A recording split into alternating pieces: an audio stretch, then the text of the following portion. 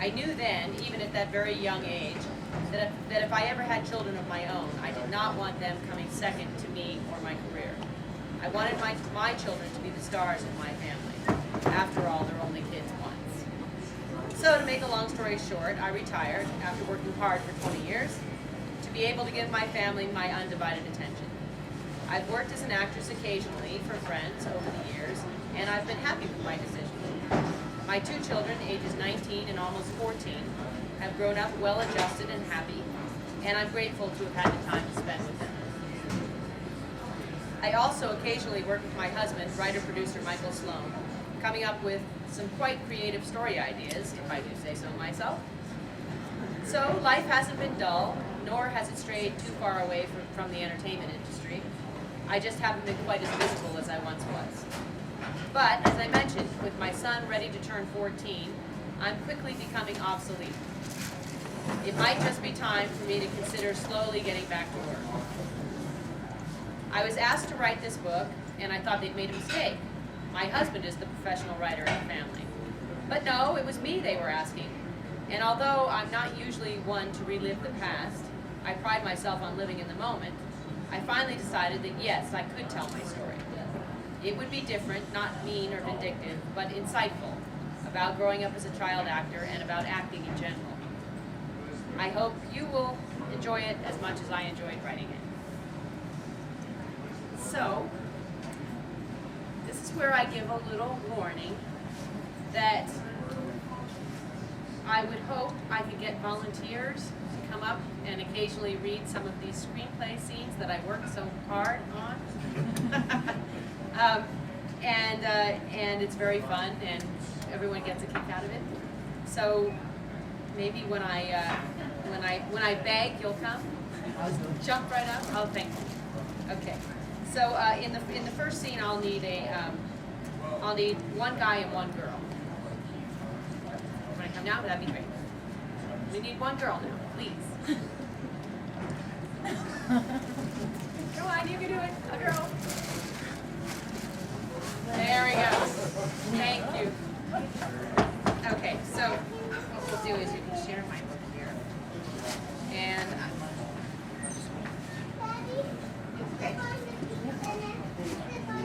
Page 4.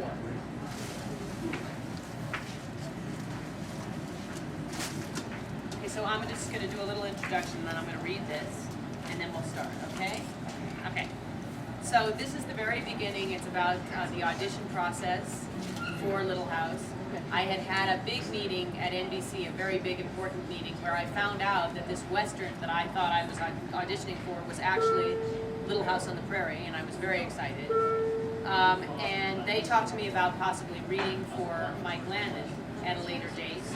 And the following week, I did, in fact, have my appointment at Paramount Studios to read for the part of Mary. I wore the same outfit that I'd worn to my NBC meeting. We actors are a superstitious bunch. If it works, we stick with it.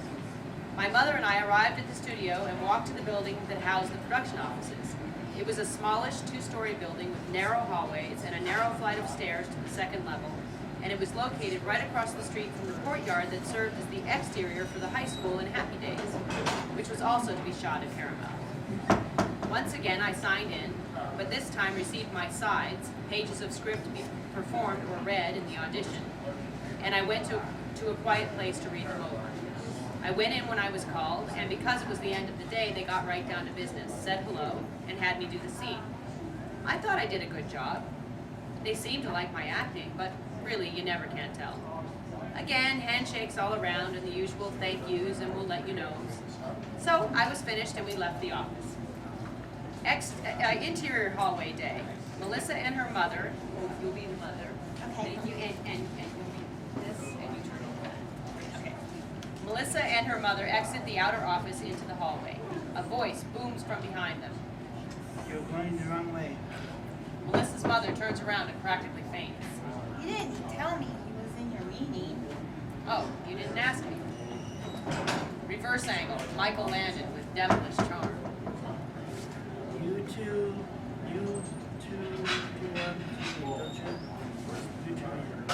He walks toward them from the room where Melissa has just auditioned. He is even more handsome in person, and Melissa's mother, starstruck, is stammering. Yes, bad sense of direction. Michael Landon looks at Melissa. You did a nice job there, kiddo. Thank you. They walk down the hallway to the front entrance to the building. I must tell you, I've always been a fan of this. We loved Bonanza. They reach the front entrance door, and I say, in a premonition of things to come, I love the one where you went blind, but she put me to bed in the middle of it. Exterior building day. They emerge and Landon whirls on on Melissa's mother. What? You did what?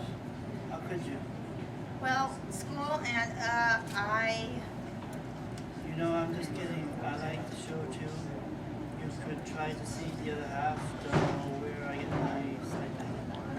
Melissa's looking at a pristine Jaguar E-Type 12-cylinder car parked alongside of the building. Wow, is this your car? Yep, you like it? I love it. Well, thank you for walking us out, Mike. Anytime, take care. He smiles and walks to his car.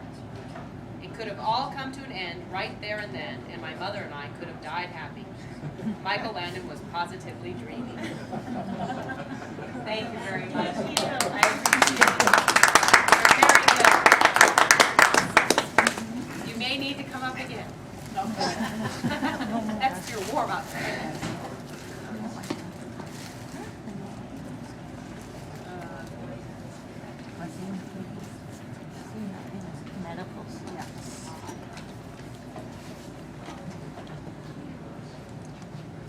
So we did an episode called Four Eyes about where my character Mary gets her first pair of glasses, and I thought I might read a little bit of this to you. And then at the end, there's a funny bit at the end which you'll understand as I go along, and I'll tack that on because it's kind of cute.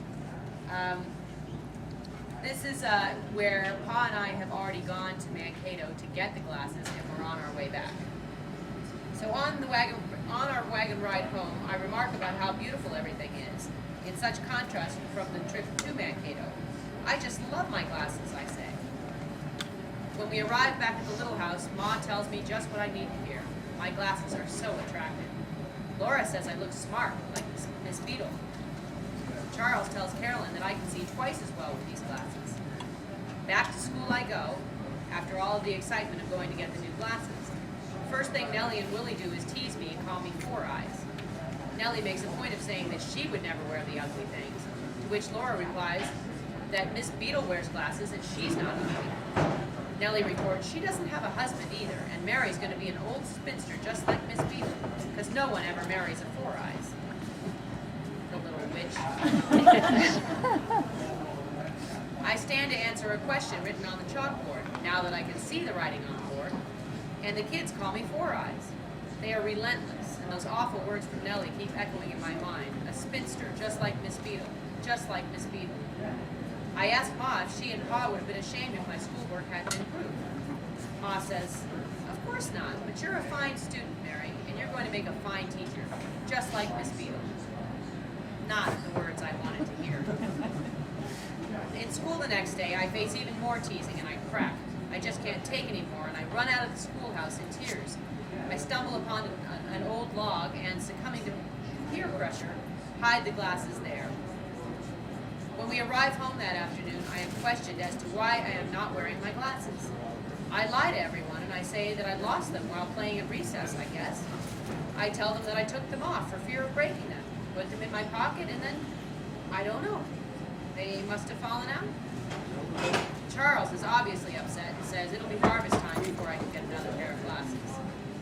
The next morning I tell him that if I don't find my glasses, he doesn't have to buy me another pair. I don't think I should be allowed to have another pair. Pa responds, "Lots of people wear glasses, Mary, even Miss Beadle." Not again, I think.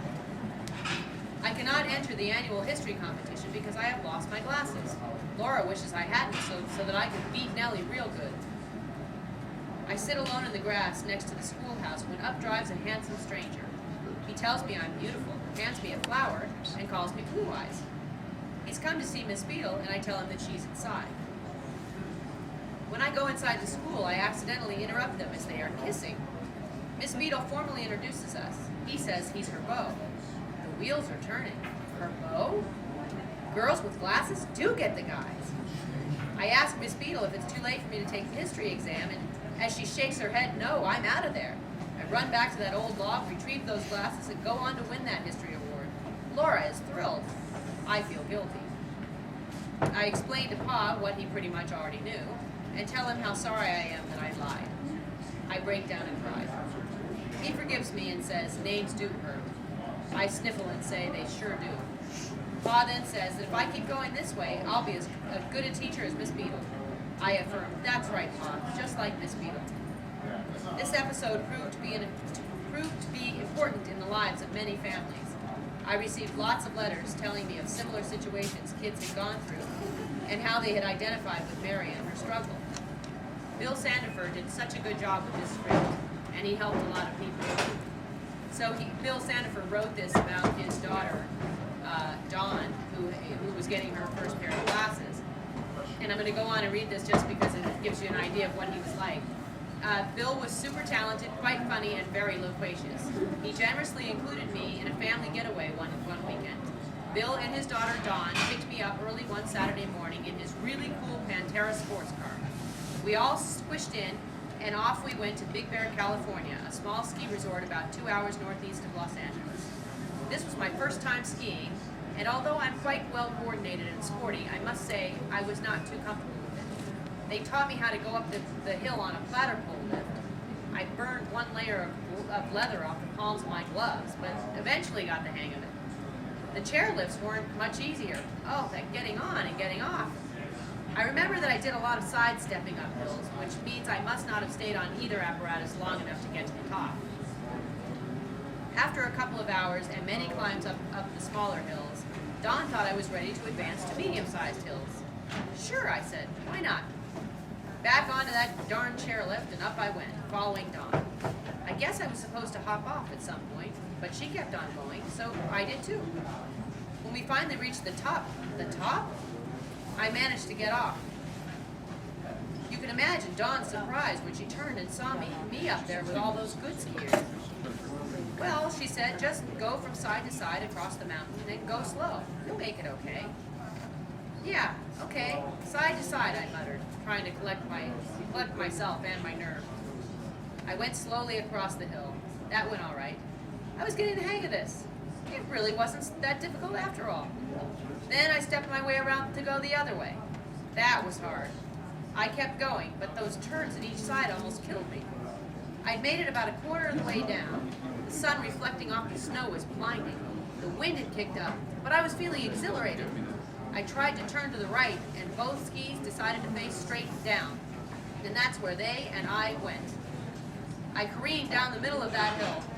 I put my arms out to both sides to try to balance. The wind rushed past me. The landscape was a blur. My heart was racing as fast as I was. I didn't stop until I finally hit the bottom, then the flat, and then the fence. Not hard, though. I almost fell, but managed to stay upright. I was breathing hard. I let my pounding heart slow down. Whew, I said, that was so scary. That was so fun. And of course, like with my own kids, just when you start really having fun, it's time to leave. Back we squished into the Pantera, but what a fun day. Exterior little house night. Charles sits on the tree stump smoking his pipe. Carolyn appears in the doorway. Carolyn says, Charles, the girls are going to bed. Charles says, be right there to tuck them in. Bill Claxton, our director, says, cut. Mike and Karen start off the set. Missy enters, moving toward them. Bill Sandifer, who'd been standing on the edge of the set, moves forward to Mike and Karen, picking up his story. Sandifer, so she's blowing down that mountain, right in the middle. She looks like Jesus. Poles out to her sides. She was great. She made it. I was worried, though. Michael landed. You did what? You took her where? She went skiing? Missy quickly turns right around and ducks back into her dressing room, not wanting to get into this. Poor Bill almost lost his job over this. Our insurance doesn't cover these kinds of dangerous or reckless activities. I got a talking to as well, and you can be sure I did not ski again while under contract with NBC.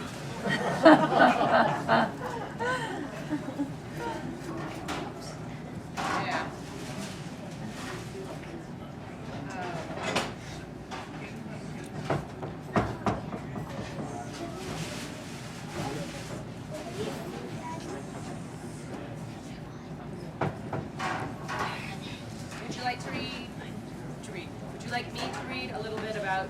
Going Blind?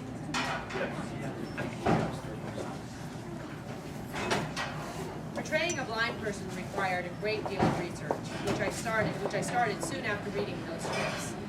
I didn't want to be disrespectful or cartoonish. I was particularly proud of my blind gaze.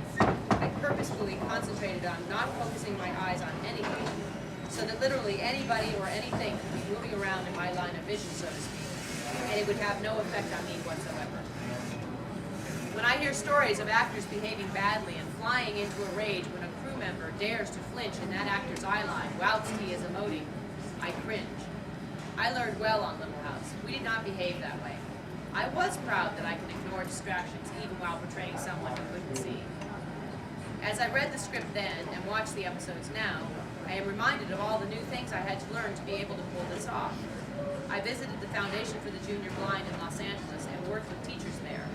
We also had one of the teachers come to the set for these 2 episodes in case any technical questions came up. They told me that a blind person will typically shuffle her feet when she walks until she learns how to use a cane to know what obstacles might be in front of her. Understandable when you think about it. If you really didn't know where you were going, you'd be walking very tentatively. Also, they told me to use my outstretched arm in front of me to feel ahead for obstacles. Again, that wouldn't be necessary once one learned to use a cane. The cane taps the ground and moves from side to side in front of the user. When one leg steps forward, the cane is swept in front of the opposite leg to check for obstacles before that foot steps out. In the blind school on Little House, we had chair rails along all of the walls so that the students could easily find their way around the hallways. One scene early in part 2 is particularly heartbreaking. Mary is told to unpack and is carefully shuffling around her room, feeling her way to a bureau for her clothes. As she puts her bag down, her hand grazes a mirror. How terrible for a teenage girl not to be able to look at herself in the mirror. I learned that the eyes of someone who has recently lost their sight but once was able to see will appear more focused than the eyes of someone who was born blind. If the eyes have once learned to focus, they will often appear to be focused even if they are unable to see. The teachers explained that is why we so often see the blind wearing dark glasses. They may be self-conscious about how their eyes look. It's really our lack of understanding and lack of knowledge that makes us sometimes feel uncomfortable around people who happen not to be able to see. The more I learned, the more I could open my mind and become more accepting and understanding of people with any kind of disability. We tend to be afraid of what we don't know, and I'm glad our show helped to dispel some of those feelings. I learned that when a newly blind person sits in a chair, she will almost always sit on her hand. She wants to make sure that that chair seat is there, of course. I learned how to pour liquid into a cup by putting my index finger of one hand just over the edge and into the top of the cup or glass. That way, when you pour, you know when to stop. We have a scene in part 2 that shows Mary learning how to eat by using a clock system. Each food group is placed specifically on the plate at visible hours of the clock. For example, the peas will be at 3 o'clock, while the meat might be at 7 o'clock, etc. Pretty ingenious, I thought. One thing I learned that was most helpful to me was that when I was playing Blind Mary, I had to react to noises and voices in a completely new way. When I was playing Sighted Mary and heard a crash to my right, I would snap my head toward that sound. But even before my head could turn, my eyes would be there first. Now that I was blind, my eyes would always follow. So if someone across the room talked to me, my head would move and my eyes would follow. This was probably the most difficult thing for me. It never got any easier. I always had to concentrate to do this, but I believe my hard work paid off. I really thought I looked convincing on screen. I actually received many letters from people who thought that I, Melissa Anderson, had gone blind, and that the producers had written that into our show. Now that's a compliment. I also received letters from blind people telling me what a good job I had done. They watched the show and, along with their sighted friends and relatives, critiqued my performance. How honored I felt to get these letters of endorsement. I worked so hard perfecting this performance that I found myself acting blind during the first rehearsal of The Love Boat, which was my first time shooting something different since my character on Little House went blind. Luckily, no one else noticed. We have scenes in part 2 where you see Mary learn to write using a ruler, to keep the line straight and also learning to read Braille. I had to learn to look as if I had mastered reading and could do it using both hands. I practiced this a lot. Obviously, I couldn't really read Braille that fast, but I managed to make it look pretty good. A poignant moment in this episode is when Mary finally realizes that her teacher, Adam, is also blind. She was so self-involved at first, and then working so hard to learn, that she just never stopped to think that her teacher might be just like her. When Adam asks her what she looks like, she realizes that he's never seen her either. Aw, really, so sweet.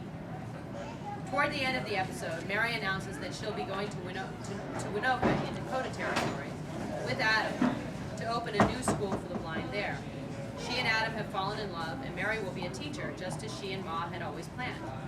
Charles and Carolyn decide to follow them to Winoka because times are so hard in Walnut Grove, and they feel the family needs a new start. In the final scene, Mary speaks to her church congregation at Walnut Grove and leads them in prayer, which she reads from her Braille Bible. I was surprised and happy to see that they had froze the frame on my face at the very end. It was a really nice way to end this ultra-dramatic two-part episode. And now there's one more